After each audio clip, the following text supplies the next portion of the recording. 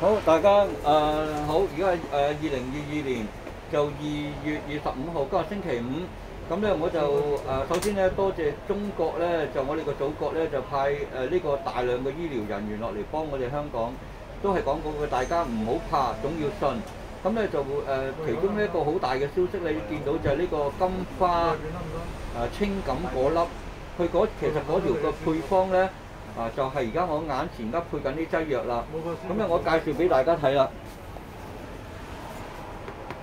咁而家咧我執15劑啦，我冇事嚇。首先講我冇事先。咁咧呢個配方咧就係咁樣嘅，就係金花清感果粒。咁咧佢又有呢個就係綠色嗰個就係金銀花啦，即係呢個係金銀花。咁然之後咧金銀花呢個就係折貝母嗱，呢個就係折貝，即係叫折貝。咁然之後黃芩呢個就係黃芩，咁呢個就牛蒡子，咁呢個咧就係叫做青蒿。咁咧就呢啲劑藥咧，大家要特別要留意，因為金銀花咧會溶血嘅。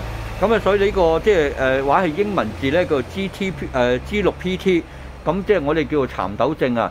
咁咧就將呢條配方咧就分享出嚟嚇。咁大家如果即係政府收咗15萬就幫嗰啲有需要嘅人啦。咁我唔需要，但係我就準備嚇。即係大家即係聰明嘅人咧就有預備。咁咧我哋而家就預備呢啲啦嚇。咁係多謝大家收看。